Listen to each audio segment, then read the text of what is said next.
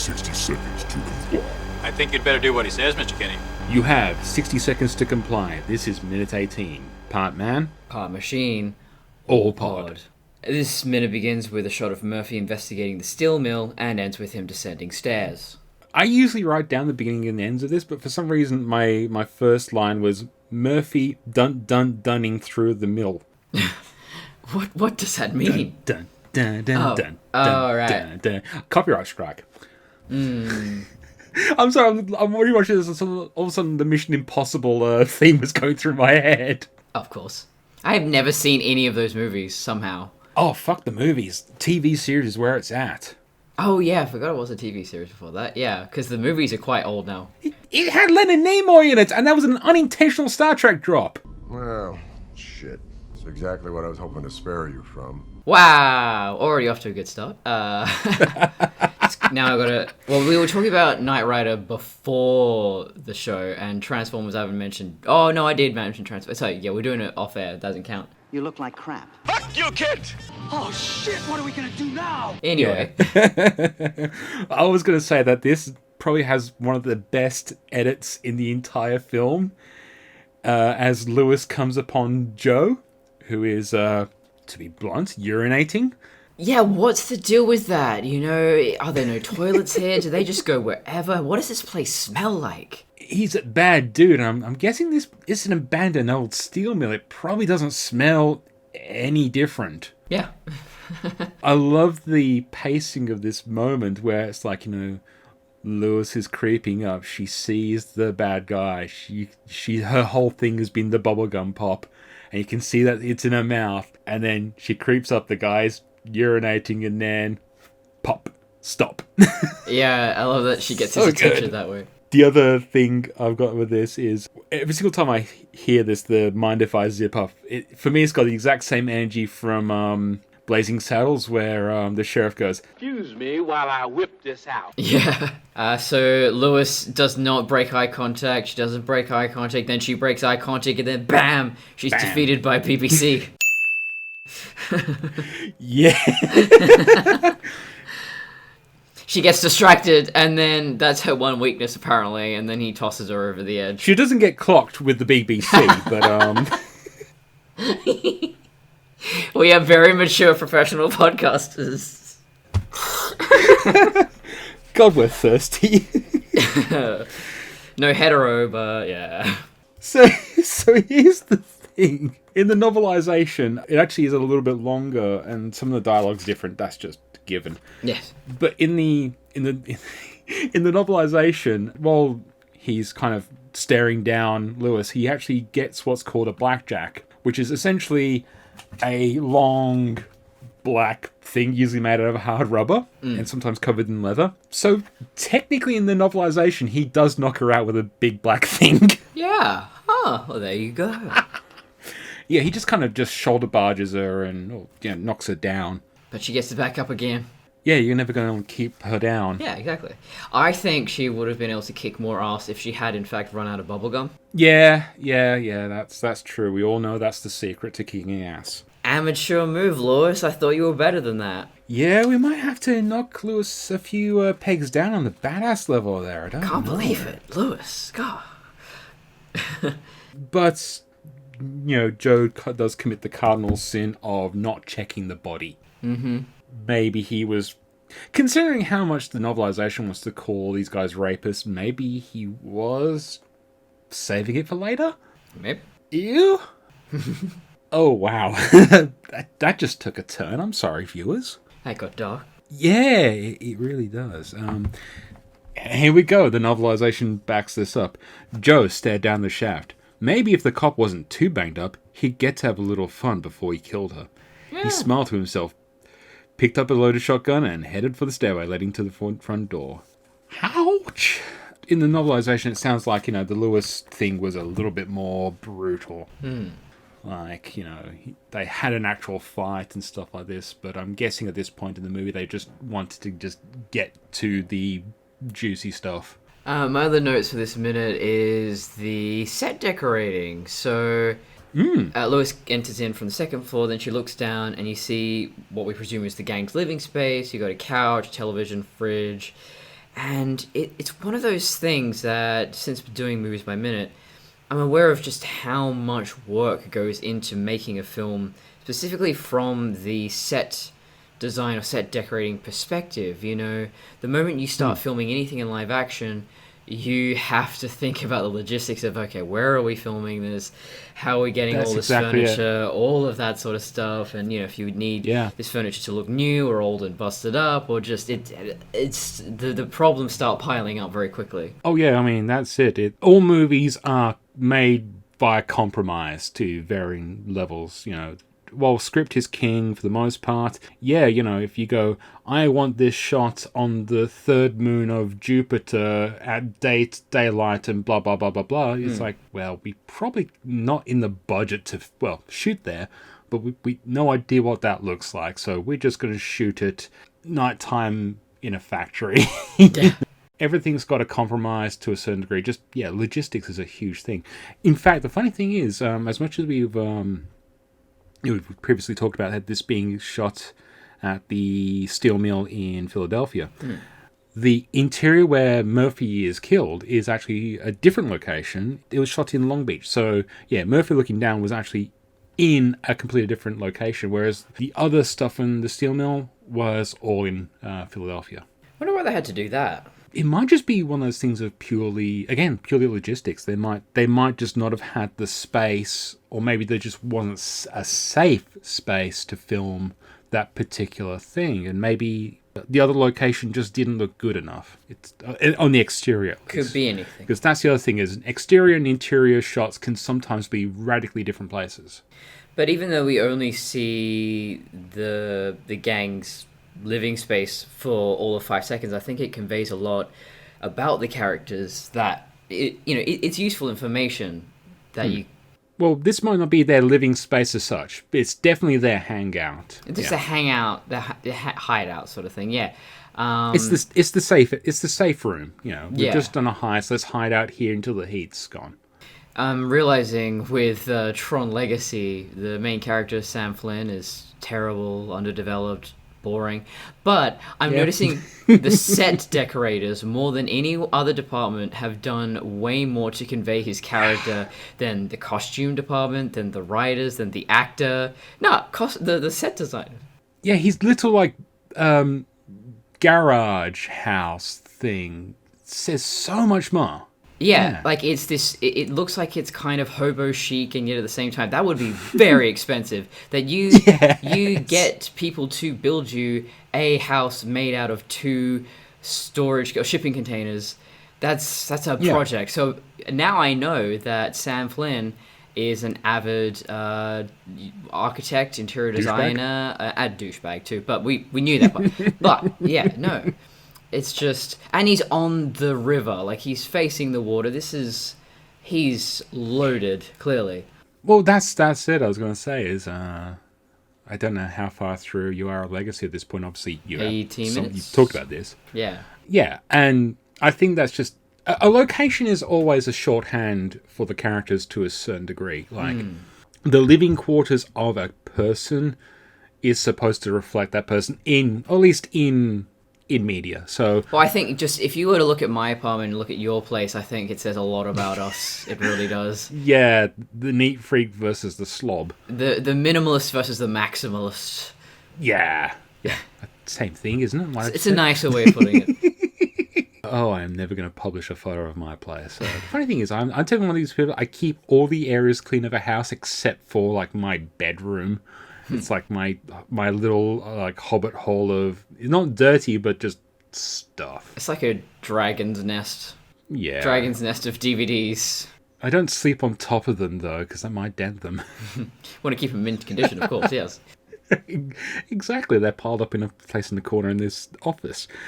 But there's writing on the door that Lewis enters through, and I'm really curious to know. Was that always there, or did they add that?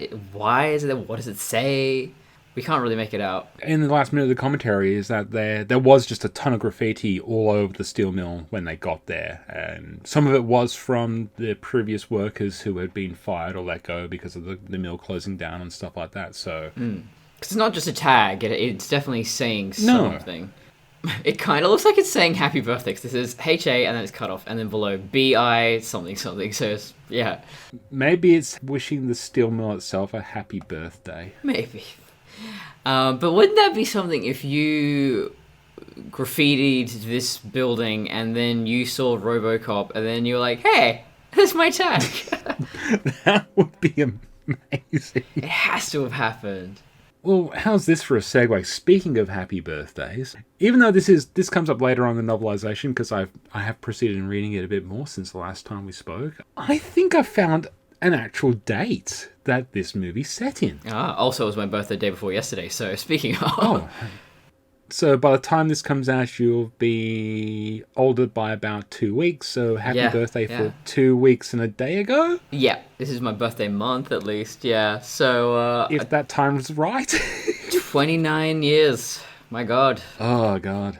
29 years still young compared to old fart like me. Well, most of my friends are significantly older than me, so it's fine, really. Yeah, older, but maybe not as wiser.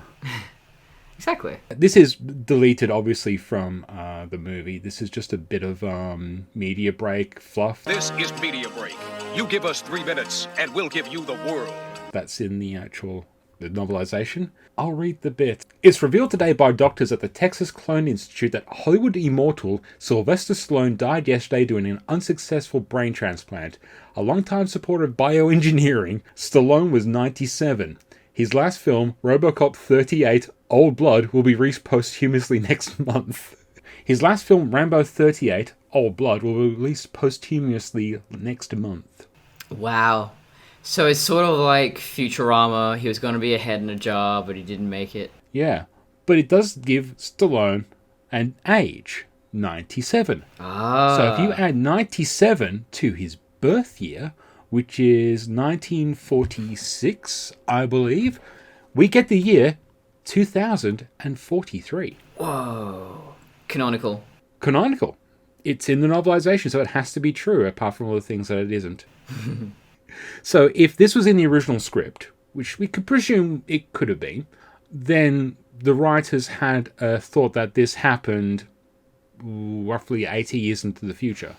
So that means you can't really have any crossovers with any Stallone characters, because it is canonically accepted that Sylvester Stallone is a person who exists in the RoboCop universe.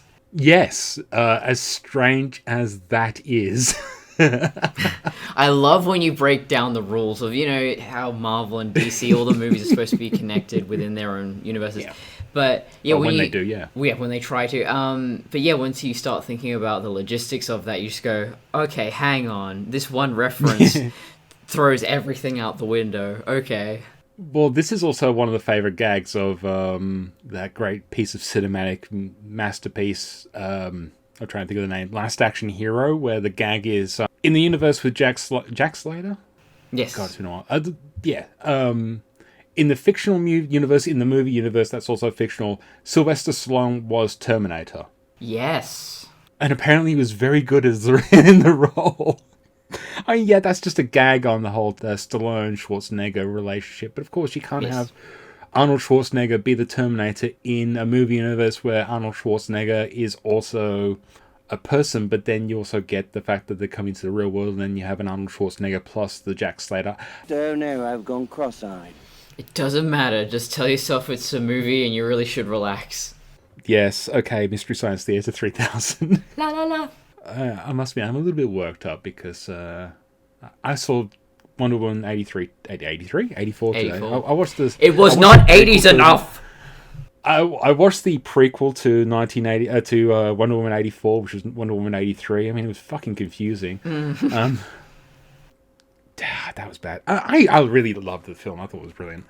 Yeah, it wasn't 80s enough, but at the same time, I don't think that was intended to be like, it didn't have enough 80s music, but looking back, it's like, I think the reason they chose 1984 was not because of the year.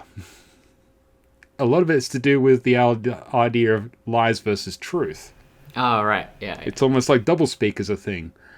Anyway. As soon as I had that revelation, I was just like, Yeah, why did I never make the connection between 1980? And I am reading it now. I would never picked up on any Orwellian references in that movie. I'm just... It's not like analyzing film and picking up tiny details is my job or anything. Jesus Christ. Well, that's the thing. I only really thought about it after the fact when I was just going, oh, yeah, this movie's a lot deeper than we... So I was analysing some of the themes, because this has some. And I was just like, oh, yeah, the relationship between truth and lies. It's almost like, another franchise based on the idea of speaking truth to lies, not quite as efficiently, or as effectively, I should say. The whole idea of Cold War, fragile mentalities, how, the brewing of nuclear arms races between different countries and all the other subtext. Geez, this movie might actually have thought behind it. Too much thought, if anything. 500 plots in 2 hours. It was amazing, I wasn't that much. Before we go to a movie that has zero thought behind it, I do have some notes from the commentary. Ed Neilmara gives credit to the beat of Stopping the Stream when Lewis's bubble breaks to Verhoeven, which makes sense, is not a thing in the novelization.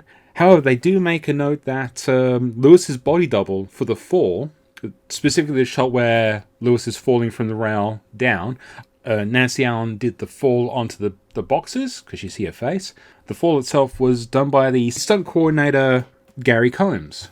Now, here's the funny thing, is it's like, Gary Combs, he's probably done a lot of different stuff. And yes, this is me trying to crowbar in a bit that we've already done, but I'm just going to post to you the IMDb link of Gary Combs. Hopefully the same first picture comes up on your screen as it does on mine, because it's amazing. Gorn? Yeah, he was the Gorn! What a legend. You have to have a badass on the level of a Gorn to essentially inhabit the body of a Lewis. Simple as that.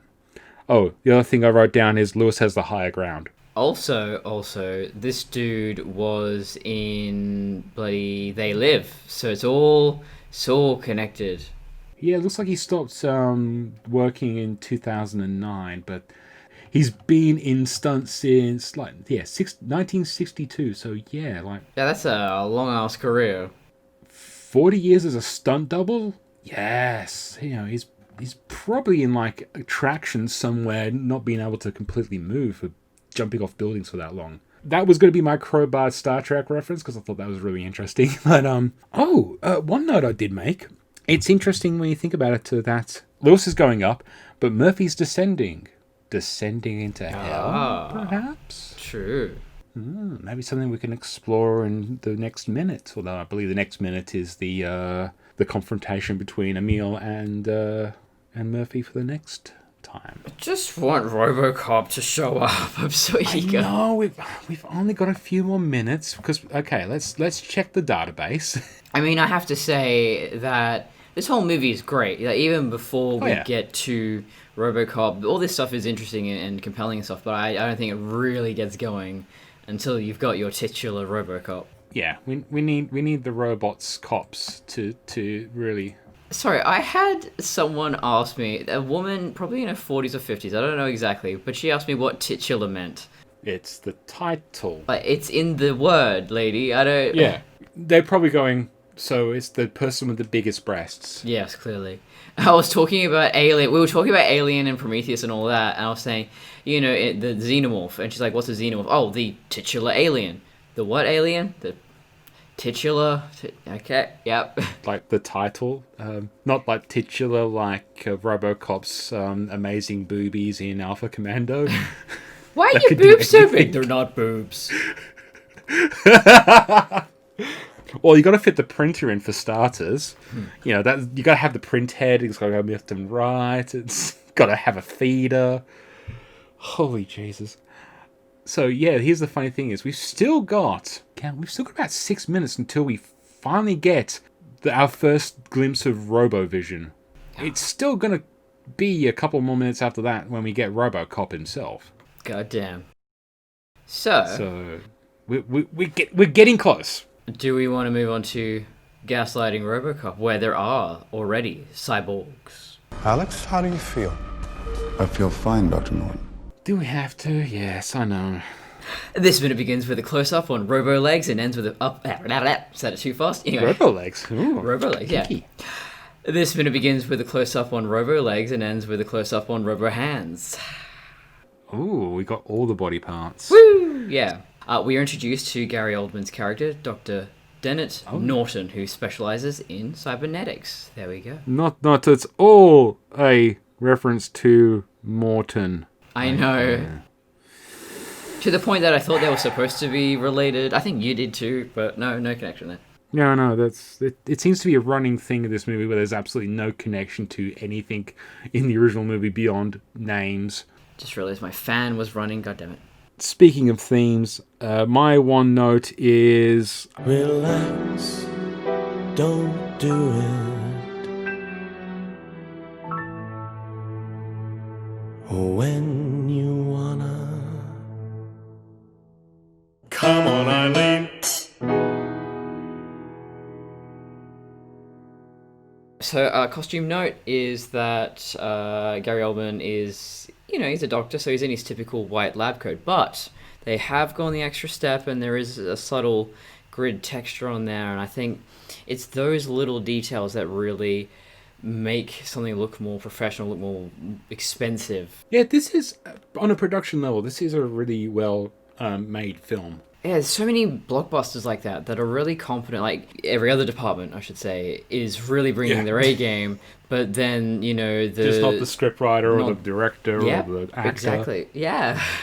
No throwing shade at Gary Oldman here. I'm more throwing shade at just bad movies in general. I mean, he's basically doing this in his sleep. This is no real stretch for him. But I honestly think that he is a great character because he might work for OCP, but he is first and foremost a doctor and he wants to help. There's a lot of potential in this character because for once, RoboCop actually has someone who's on his side who cares about his well-being. Well, I would argue that's actually... I mean, this is something I was going to bring up definitely in later minutes, but I think that's the problem with Norton, is that it feels like that's the thing they were aiming for, but then it gets really inconsistent because it also feels like Norton's happy to throw Murphy under a bus to get what he wants or do whatever Sellers' bidding is. Because it all could have been really interesting, that idea of... Exactly. This is a genuinely empathetic guy, but in this ruthless corporate world,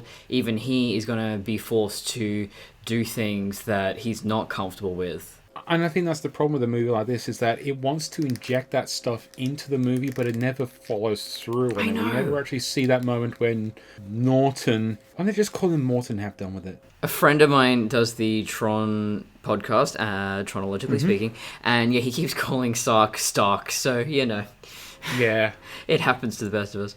I still keep calling Broderick. I haven't called him Matthew Broderick in a while, so that's Broderick. A different story. Yeah, so I think if this movie doesn't have a Lewis, then Dennett Norton becomes your Lewis. And so that's one of the biggest issues I'm realizing now, is that we don't have anyone for RoboCop to connect with, or potentially someone who can help find his humanity. I mean, he has a family. You'd think they'd play the part. Not really. Yeah, I was just about to say, that's kind of the fucked up thing when this character is set up as that connection character, and he doesn't even serve that role that well. No one follows through with the job that they were given within the script. You had one job. God damn it. But, Norton's talking about... It brings up this interesting philosophical notion, the idea that we are our brains rather than our bodies, and, well, having done extensive research on this, not just for Prometheus by a minute, but also I'm fascinated by robotics and cybernetics, and I would classify myself as a transhumanist. I think the truth is that we are absolutely our bodies, which is kind of depressing. But yeah, consciousness, as we are learning, is spread throughout the body. There are enough neurons in our stomach to be the equivalent of the brain of a cat. And we don't fully understand what those particular neurons do. So much about the human body... We've really only scratched the surface, relatively speaking. We know where parts are. We know biology in that kind of way, but we don't know, the interconnectedness to a certain degree. Yeah, we know the mechanics, but we don't know the programming, I suppose you could say. Yeah, that's it. I mean...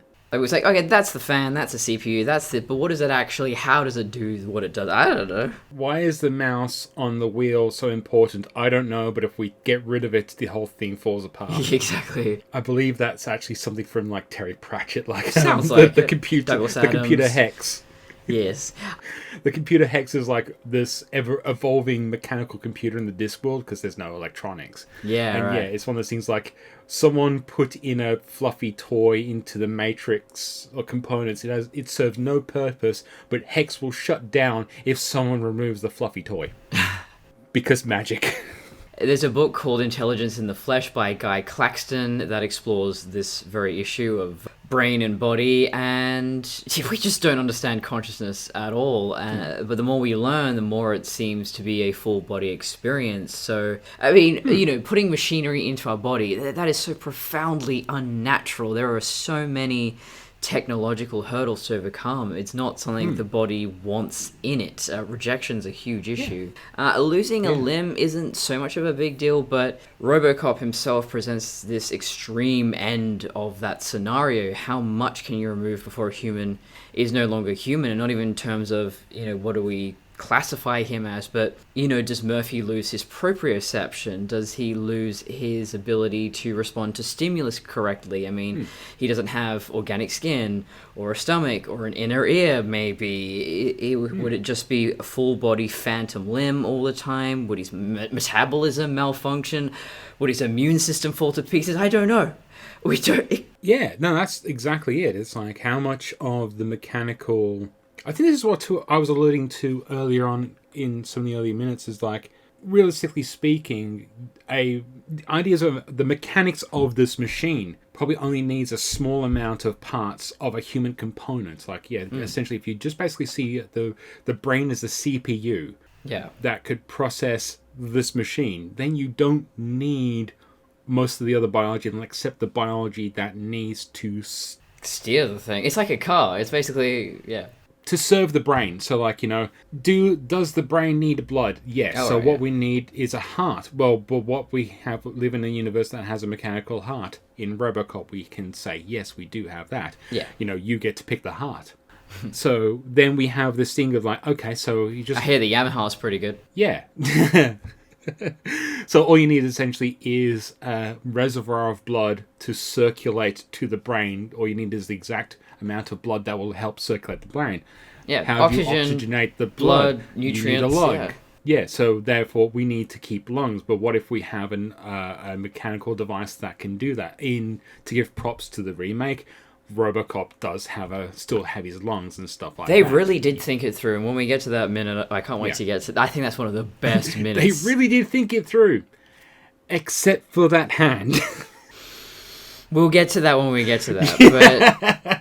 But yeah, I keep thinking of in RoboCop 2 where the actual RoboCop 2, they bring him out and he tears his head off and there's just a skull screaming. Yeah. And I wonder, to put someone's brain in a mechanical body all in one go, that just might be so much trauma that exactly you'd go comatose. You just wouldn't even be responsive anymore. I think that's also in many ways why I think RoboCop 1, the movie, and the titular RoboCop both function well, is that the whole idea that his memory is wiped. But what we know about trauma now, as I had to point out, we didn't have mental illness back in the 80s. It didn't exist. Yeah. The idea of just, erasing a brain is a corporate thing, but I must admit, the whole idea of maybe erasing all that trauma of not just the brutal murder of Murphy, but also, maybe the old trauma of losing your autonomy, your body, and all that. Because we do see how RoboCop does eventually react to this notion of him losing his life and regaining some portion of that humanity. Oh, I don't even mean emotional trauma. I mean literally, it's a physical injury where there's only the brain left. So does that just make the brain go haywire and just sends up the alarms are just all the alarms are going. It's just like, oh, we've lost this, we've lost that, we've lost this, like, how do you turn that off in the brain? I don't think for a second that the writers and the creators of these movies, not maybe in the remake, but especially the first one, they didn't think these things through. They just went, we're putting brain in jar. I love watching 80s fiction, science fiction specifically, because they don't understand how technology works. So things like Tron, Knight Rider, RoboCop, it's all, there's an element of magic to it. Although I will give Tron points that it's the most accurate, except for the people in the machine. You got to remember that this was the era that grew up with... so I won't say grew up, that's not the right word, but this is the first decade where home computing was a viable option, or at the very least, computing became a thing that was more prevalent in industries like, office areas and stuff like that. So, the video game started to become a thing, video game consoles, so computers were invading the home. This is the first time we interacted with technology in this scale. It's quite interesting that... Okay, so I watched Demon Seed. That's a science fiction movie from the 70s, 77, same year as Star Wars, that has Wi-Fi. So even though most people didn't know what the internet was, this supercomputer, through 1970s internet, gets into another location, goes from the lab to another house. Well, the internet was around in the 70s. It was called, it was DARPA? Yeah, DARPANet. Which was a military network connection that essentially, they finally opened up, and that's what became the basis of the internet. The internet, of course, expanded when, more people started setting up hubs and networking. It became the web that we know today. It is so hard to imagine a world before that, going back in time and pre-industrialization, just realizing there's no centralized place for data. There is no realm in which mass, like, quantum calculations are going down. It is just all organics doing organic things. That is just... I feel terrified.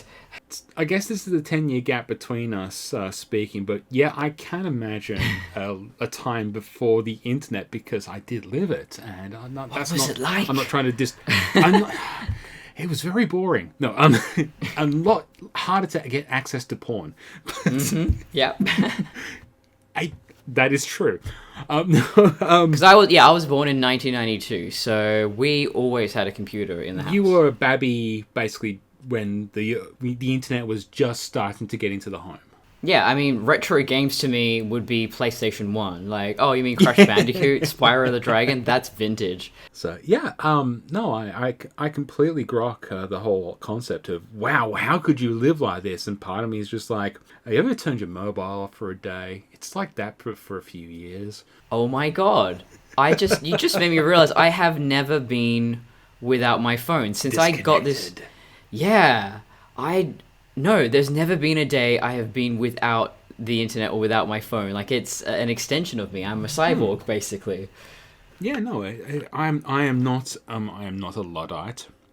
I do not subscribe to Luddite theories. I do sometimes see myself, getting to that point where I am getting behind on the technological update side of things. It is kind of ironic that I am both a proponent of transhumanism and ancestral living at the same time. This scene with the guy, he's a double amputee, lost both of his arms. He's learning to play guitar again. He's in rehabilitation. And this is a scene a lot of people commented on in the reviews, and viewers just in general were saying that this was quite beautiful. This really stood out to them. And yeah, I think this is one scene where we are actually seeing the emotional, the human benefits of this technology. I'm so sick of fiction demonizing technology. As it becomes more ubiquitous in our own lives, we're still doing this Black Mirror paranoia.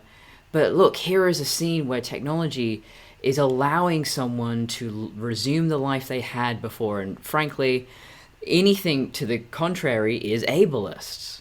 So I do have another note on this minute. It was not really a note, but it's just a comment. It's honestly a nice little moment which should have been the theme. Yes. I don't know who owns the rights to RoboCop, but give me those fucking rights. I will make another movie, and it will be about important shit. Well, MGM is selling it, so we just need to win lotto a couple of yeah. times, and we can make our own robot cop too. Yep, time to start that OnlyFans, guys. I found the Douglas Adams quote I've been thinking about, and it is kind of true. So, this is from the Salmon of Doubt, to quote Douglas Adams himself. I've come up with a set of rules that describe our reactions to technologies. 1. Anything that is in the world when you were born is normal and ordinary and is a natural part of the way the world works. 2. Anything that's invented between when you're 15 and 35 is new and exciting and revolutionary, and you can probably get a career in it. 3. Anything invented after you're 35 is against the natural order of things. And I hate to say it, as someone who is definitely past 35, I can't get into a lot of the new media, social media things like TikTok and stuff. It's just not my kind of thing, but I am technically a futurist. I am a humanist. I'm a huge Star Trek fan. I like the idea that technology can help us propel ourselves forward and not backwards. Well, if you're a humanist, how do you feel about physical augmentations then? Well, I'll get to that in a tick, because I want to talk about this in this, but I am relegating to the expert first, because you know a lot more about this stuff than I do. But I am not someone who will ever restrict to technology if I don't understand it. As much in recent times, the internet has kind of shown to be a festering pit of hate. The benefits of the internet have been proven time and time again over the last few decades. The easy access to information, the interconnectedness of disparate cultures and peoples throughout the internet, and actually improve people. The activism that can be done on the internet. There's so much good positive stuff that can be done through this medium. As regards to humanism, I'm all for it. I have no issues regarding technology that can improve lives. I'm torn on the idea when people just like, I just want to rip my arms off and get new limbs. I don't think a lot of people think like that. That's a very media heavy thing. But if somebody can get a replacement limb that functions at almost exactly the same level as the previous limb, like people who get in horrible accidents, amputees, physical deformities that are causing health issues, yeah, do it. That's the thing, is most humanists, especially Gene Roddenberry, did not like cyborgs and had a huge... the Borg are villains. Let's be brutally honest. A humanist of Gene Roddenberry's caliber was a humanist 50 years ago, where these issues were also radically different. Yeah, because I'm still seeing humanists now having this debate with us transhumanists. It's sort of a bit of a war between our subreddits, I think. I use the term as a thing of, I think of it more as like, I'm pro-human. Go human! Fuck those aliens. Not the aliens like conservatives think of, but like, you know, those little green men. Actually, I'm fully into little green men, but that's just between you and the podcast. fuck those aliens, and also fuck those aliens. Yes! I'm all down for the Captain Kirk-isms. We'll bang, Kay. I don't have a thing for green-skinned girls. I don't have She-Hulk all over my bedroom. I don't have... I'm literally looking at my She-Hulk toys and my collection of Jade comics and Gamora from... Anyhow, enough of my fetishes. Let's talk about robots. Enough of my fetishes, now for your fetishes. Woo! No, the only thing that I think is really interesting... I'm not sure how true this is for a guy who's apparently not used a cybernetic limb to immediately be able to play a musical instrument with that kind of finesse. It just feels a little bit... It shouldn't have been as perfect. Yeah, I was thinking about that, where if he struggles to do it correctly, and, you know, he's kind of freaking out, going, oh, I can't do it, then... Yeah. I don't know, what's the takeaway message? Because you don't have enough time, I think, it's a problem. It's a feature film, you gotta... Yeah. And he's not the main character, so I think you do have to just show, hey, this technology is so amazing, you can pick it up immediately. So That's an issue we see in science fiction a lot, that whenever we have cybernetics, they are flawless. They never go into the risks or the difficulties. It's just, we'll clip in a new limb and you can keep on walking like you did yesterday. I do have an example where that's not true. Oh, yeah? But it is comedy. Still sci-fi, but it is comedy. So it's played for a laugh. And that is the season of Red Dwarf we do not speak of, which was season 7, where Lister loses his limb and he's given a robot arm of one of Crichton's. And the gag is it takes him like minutes of built-up pressure and like screaming out loud to try and pick up a ball. And it finally gets it, and he's Lister's absolutely knackered from doing it. And I think there's also the gag that, he literally can't, his body cannot physically lift up this gigantic, it's not gigantic, but this heavy robot arm as well. So it's like completely pointless, which I think is good. But at the same time, I think that's actually something that would happen in real life. Your body and your mind need to adapt to the technology. It's not plug and play. It's something that you have to train your brain to do. And it feels like this scene's like a little bit too much on we've just plugged it in and it works. Yeah, in Alita Battle Angel, there is a character who is decapitated, and They got better? He got better. His head was reattached to a robot body. So this is a guy who did not have any cybernetics, and then he went to full body prosthesis, and he gets up, he walks out, and he climbs this really huge structure immediately. And it's just like, no. If it was that easy, we would all do it. Yeah, which I guess in that world... Sign me up! Yeah. I have to wonder how many people would. I mean, it depends on the the specifics, the finer details of how it would be to be a cyborg in real life. But yeah, I wonder... I mean, someone like me would probably agree to do it no matter what, but I guess for other people, it depends on how much of their old life that they can resume. And for most people, the sensations and the pleasures of being in a human body is a big thing. If someone turned around to me and says, we can replace your entire spine, back, hips, all the rickety-racket that's kind of fucked up on my body at the moment, sign me up. Give me some of that good cybernetics. I mean, I don't want to turn into like a massive killer robot because I didn't sign up for this. Yes. Ding. I never asked for this. That's the one. I couldn't remember the actual... I was vamping because I was trying to remember what it is. Oh, I thought you gave me an opening to say it. I never asked for this. I did think this was a really cool thing, but yeah, I was a little bit disappointed again that it was too perfect. Yeah, I really see your point. I wonder how we would get around it. Yeah. I think that's, again, if it was just a shit film, I think I wouldn't be so angry, but it's just a shit film that had so much potential. Movies like this, I can talk about endlessly. Also, that Demon Seed that I keep referencing, I just watched it the other night, and I've got so many ideas going, we need to remake this, and it could have been so much more, but it is just, it has so many smart ideas, but it's so incredibly dumb, but yet it's filmed in this beautiful, kind of artsy, abstract, surreal way, and okay, I guess, just mixed bag. Those are almost the candidates I always think of when if you're going to remake a movie, is remake something that's flawed but has potential.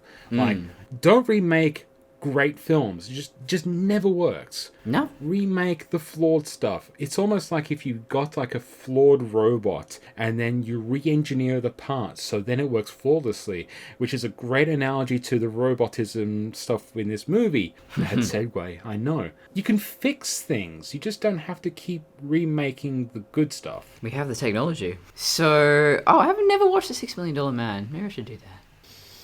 So what I was thinking in this scene, you see robot feet that look like human feet. And the thing is, evolution doesn't always get everything right. And with cybernetics, we have the opportunity to improve and refine. And in the case of our feet, we've got terribly designed feet because they are repurposed hands. We were an arboreal species, then when we needed to walk upright, hands became feet. So these artificial feet we see at the beginning of this minute, you wouldn't do that. You know, you got all these extraneous little bits that they're going to break and they're just going to cause more issues. So it is interesting when you look at real prosthetic legs in real life.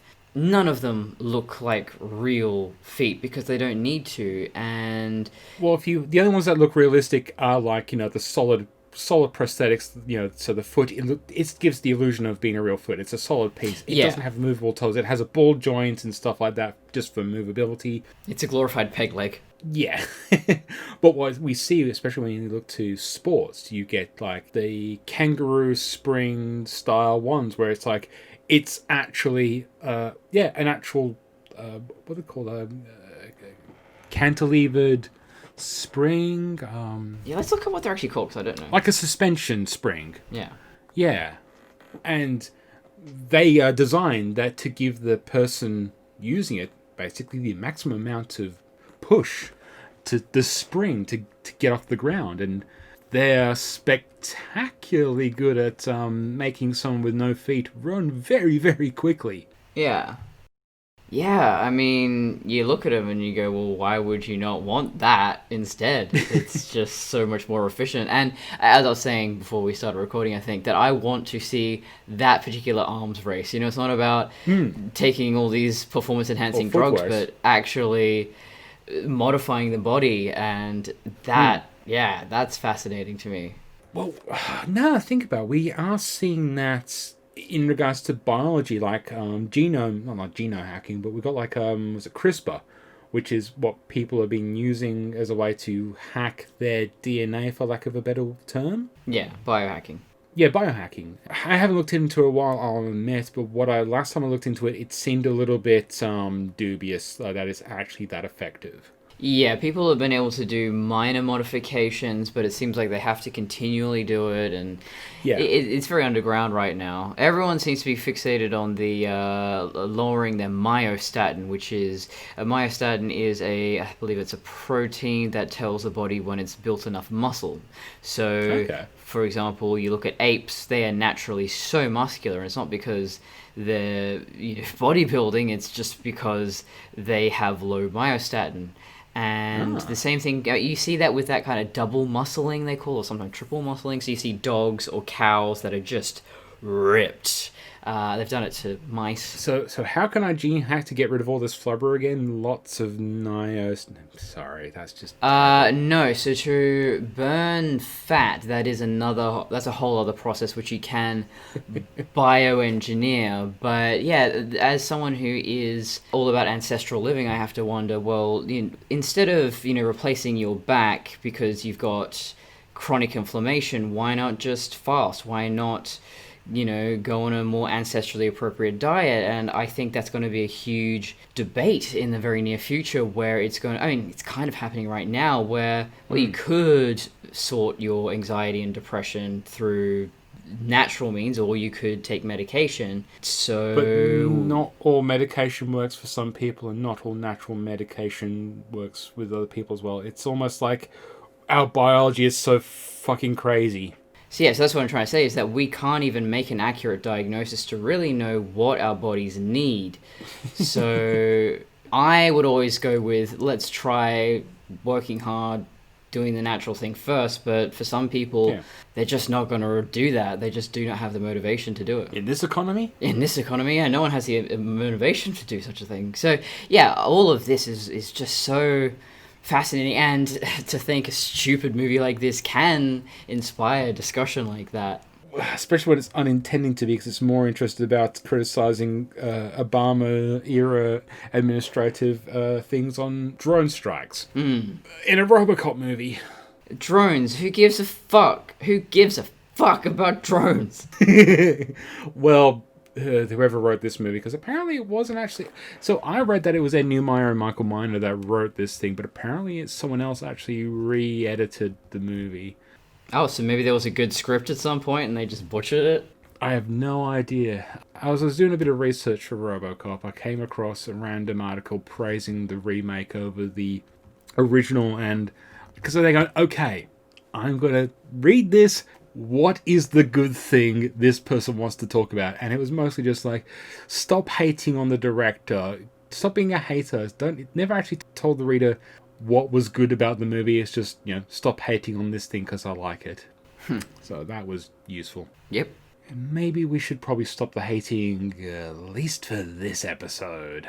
Yeah, I actually felt I was quite positive about this minute for once. I'll admit I was positive. I have criticisms of the just sheer plug and playness of the artificial limb, but yeah, I do think, again, this could have been the theme of the movie, and it would have been pretty interesting. You got a robot cop. How does the mind and the body work? Yeah, this is the first time we're seeing cybernetics within the society that RoboCop takes place in, where in the first film, I mean, it doesn't really matter because it is trying to just be a schlocky action movie, that we don't really know, like, where did this technology come from? Is this something we've seen before? How exotic is it to see a man completely put in prosthetics like that? Well, that's it. I think you could probably do that with any movie that's 30 years old at this point. You have to modernize it. You have to reimagine it. You can't just, realistically speaking, especially something from like the 1980s nowadays.